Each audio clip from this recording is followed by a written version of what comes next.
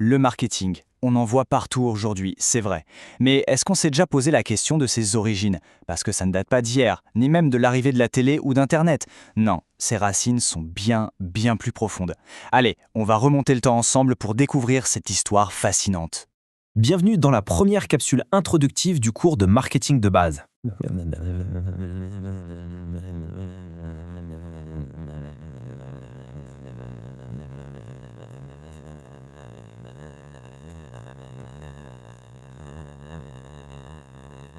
Bon, pour comprendre le marketing, il faut remonter très loin. Vraiment bien avant les pubs, les logos, tout ça. L'étincelle, le point de départ en fait, ce n'est pas du tout une histoire de vente. C'est une histoire de société, une transformation majeure, le moment où on est passé de la simple survie à la création de surplus. Imaginez un peu, une époque où chaque petite communauté vivait sur elle-même, en autarcie totale. On produit juste ce qu'il faut pour manger, se vêtir, bref, pour survivre. Rien de plus. Dans ce qu'on appelle une économie de subsistance, il n'y a pas de surplus. Et s'il n'y a pas de surplus, il n'y a aucun besoin d'échanger. Et donc, pas la moindre trace de marketing. Ok, mais alors comment on est passé de ça au commerce? En fait, le processus est assez logique quand on y pense. Tout part de la spécialisation. Petit à petit, certains deviennent de meilleurs agriculteurs, d'autres des artisans plus doués. Et qu'est-ce qui se passe quand on se spécialise?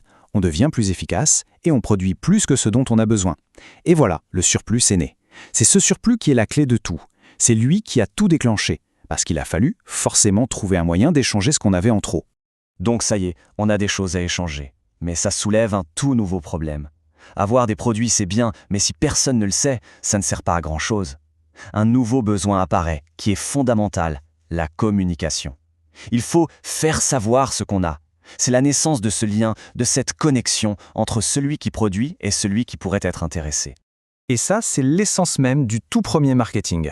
L'objectif était hyper simple, très direct. Il s'agissait juste d'informer les autres qu'on avait quelque chose à échanger, et surtout de leur expliquer pourquoi c'était un bon deal pour eux. Une communication purement utilitaire en somme. Cette communication, évidemment, elle n'est pas restée la même. Elle a évolué de manière spectaculaire, souvent grâce à la technologie. Chaque grande invention a été comme un mégaphone de plus en plus puissant. Prenez l'imprimerie vers 1440. D'un coup, on peut imprimer des affiches.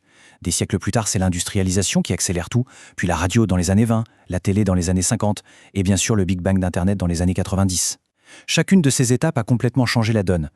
Mais s'il y a un moment clé, un véritable tremblement de terre qui a tout changé pour le marketing, c'est la révolution industrielle. C'est vraiment là que le marketing tel qu'on le conçoit aujourd'hui a commencé à prendre forme. Un vrai tournant. Parce qu'avec la production de masse, les usines, la distribution à grande échelle, les règles du jeu ont été totalement bouleversées. Et un problème complètement nouveau est apparu, la concurrence. Une concurrence féroce. D'un coup, il ne suffisait plus de dire « Hey, j'ai ce produit !» parce que des dizaines d'autres personnes vendaient la même chose, ou presque. Et ça change tout. Regardons bien la différence. Avant la révolution industrielle, le but c'était quoi? Simplement de communiquer sur l'existence et les avantages d'un produit. C'est tout. Mais après, les objectifs se sont multipliés. Il a fallu non seulement promouvoir, mais aussi attirer l'attention et surtout se différencier des concurrents. Et c'est là qu'on commence même à parler de fidélisation.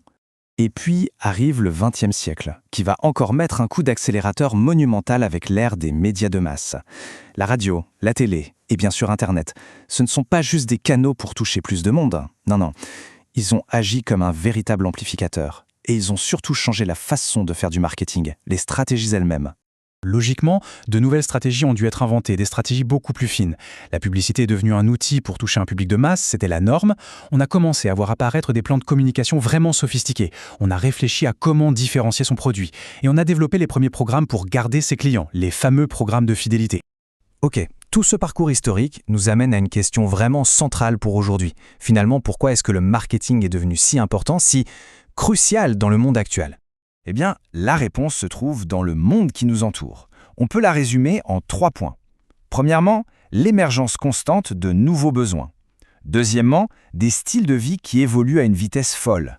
Et troisièmement, une concurrence qui n'est plus seulement féroce, elle est permanente, elle est partout. Dans un tel environnement, le marketing, ce n'est plus juste un plus, c'est devenu absolument essentiel pour survivre et se développer. À bientôt pour une autre capsule du cours Marketing de base par Smart Learning Hub by Hadjar.